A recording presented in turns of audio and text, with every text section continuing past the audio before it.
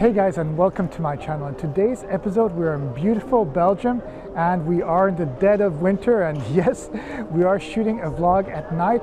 But what I wanted to highlight in this episode is the fact that during the winter, well, we have a lot of Christmas markets around the center of the city, and they are really beautiful. And also not just the Christmas markets, but the fact that most of the streets here in the center of the city have so many lights. And well, I'm usually in California and there aren't as many Christmas decorations, so when I'm here in Europe, I love looking at them. I love discovering all this stuff, and I also like to show people that there are these beautiful Christmas markets. So, well, without any further ado, let's explore.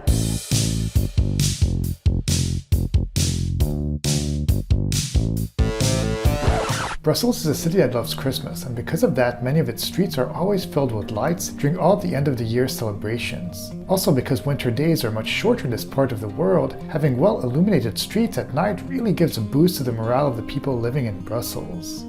Even though the Christmas market was a bit absent these past couple of years because of the events that semi-shut down the world from big public gatherings, things have fully reopened, and this year's Christmas-themed decorations and market are present everywhere throughout the city.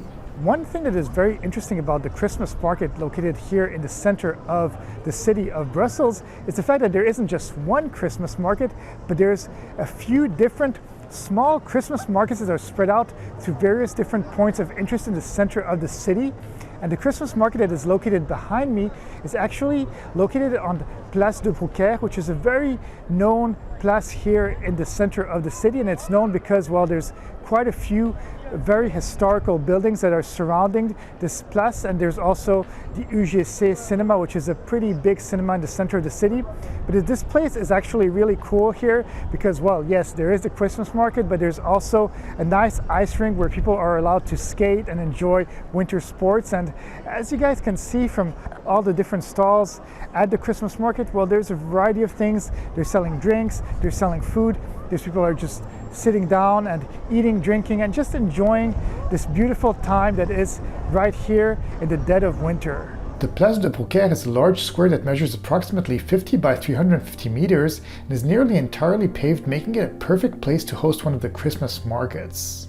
The square was named in honor of Charles de Brouckère, a former mayor of the city of Brussels, who played a big role in the Belgian Revolution of 1830.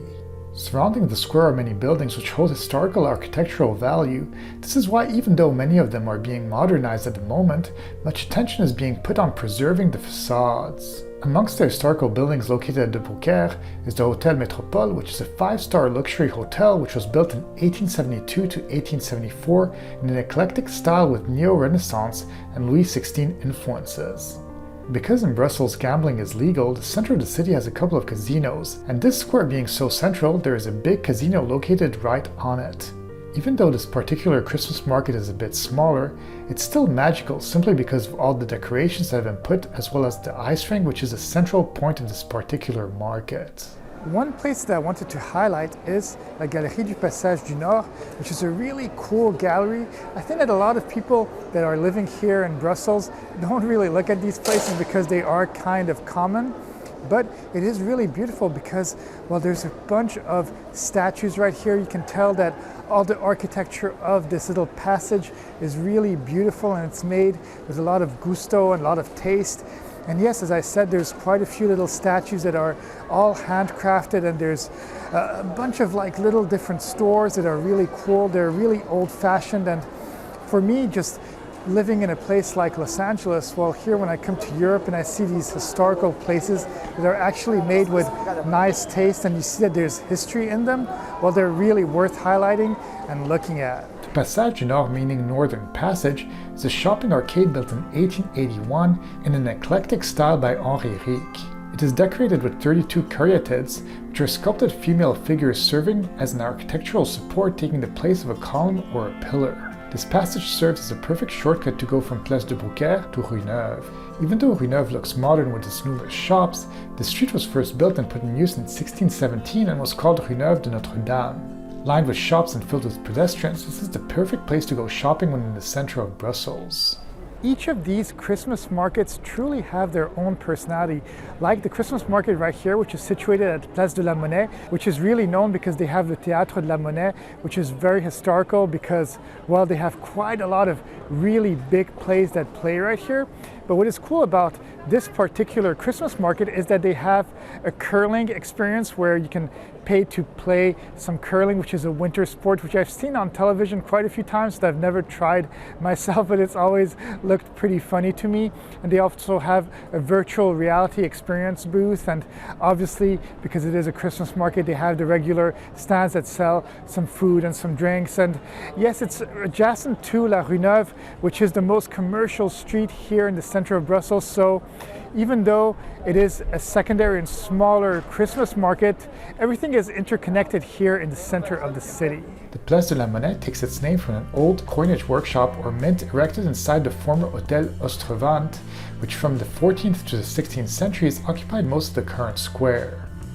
Adjacent to the Place de la Monnaie, there are multiple commercial streets that are also lit up with wonderful Christmas lights, leading to more shops and many more delicious restaurants and cafes. One of the buildings that really sticks out as being gorgeous is the Café de l'Opéra, which is a historical building built in the old fashion of architecture. In the spirit of all of the end of the year festivities, the building itself has been decorated with numerous lights, which light up the street even more, but also give a sense of awe to all its passerbys. As per usual, Belgium doesn't disappoint when it comes to renovations, and this year in La Place de la Bourse, it's no exception. They are renovating La Bourse building, which is a really historical building which has existed here in Brussels for many centuries. And yes, they do have a small Christmas market right here, and then like the other Christmas markets, there's no real experiences like the curling or the ice skating. It's just a Christmas market. You can get your drink, you can have a little bit of something to eat, and it is really pleasant. One thing I did notice though is that one thing about all of these Christmas markets is that they all have their own little Christmas tree. So when you're walking downtown, well, it's kind of like a treasure hunt, because every time you go through a different street, well, you have to kind of look for the next Christmas tree, and you got to kind of try to see all of them.